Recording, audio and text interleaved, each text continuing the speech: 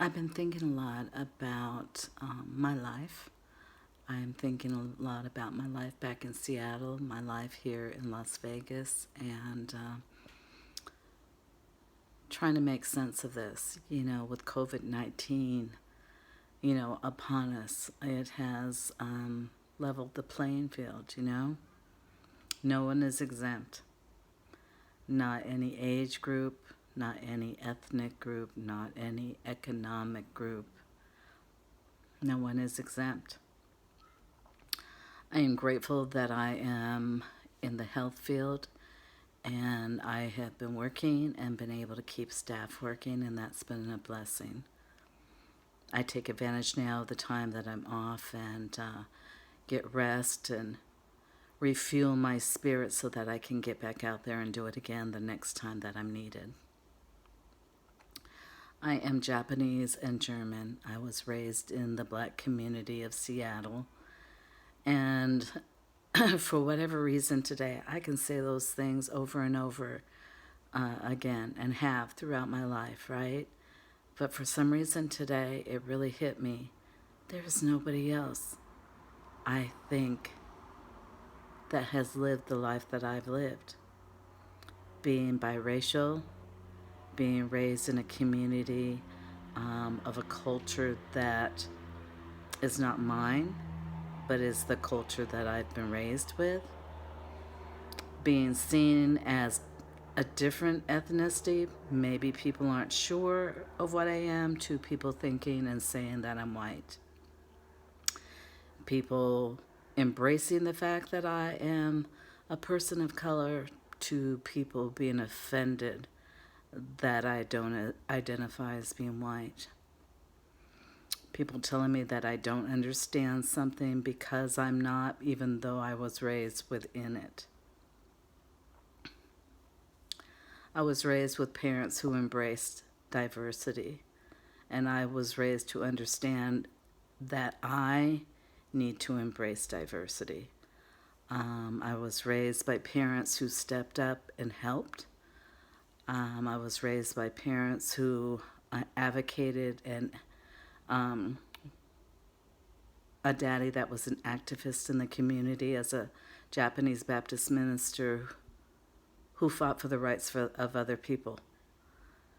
He helped to organize and allow a voice to be heard for people of a variety of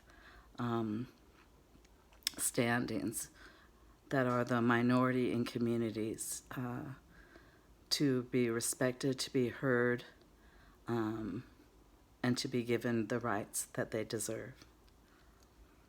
I think I kind of came up with that, within my soul. Don't know if it was something that I was born with or if it was something that I just came with because of how I was raised and who I was raised by. I've always cared for other people. I always wanted the best for other people. I always gave the benefit of the doubt for other people.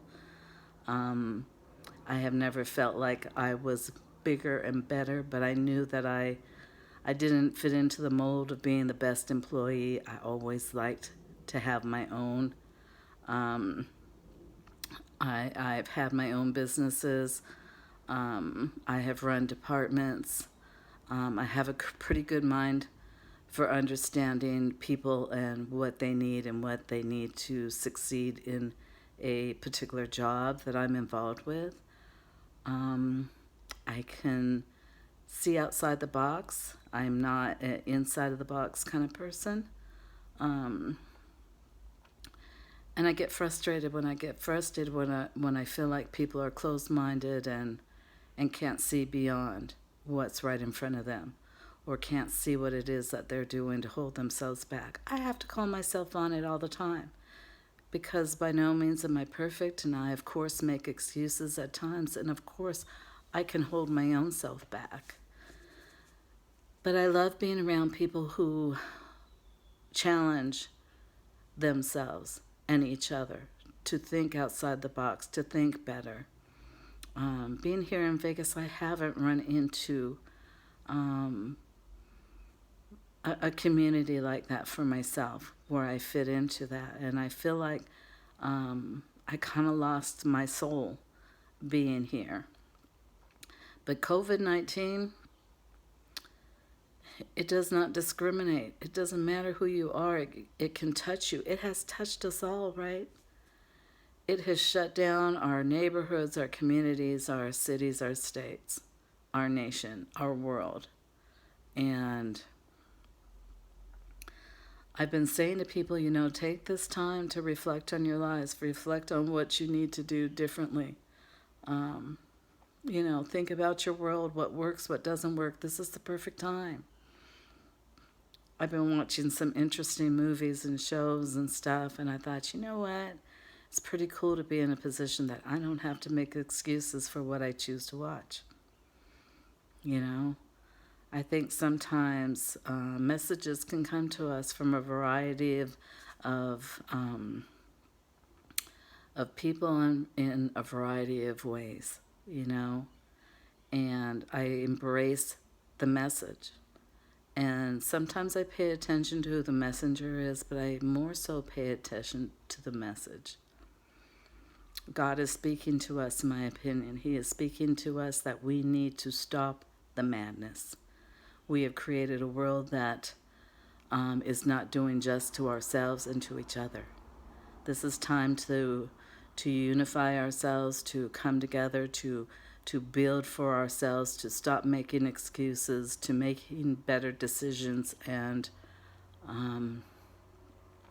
truly embracing life, because life is not to be played with. It's not. It's something that is meant to be cherished every morning that we wake up and we take that first breath. That is our first blessing. This pandemic is taking the lives of babies to the elder, taking the lives of people from all economic groups and ethnic groups. We can reason and rationalize how it came about and why it came about and why it's spreading.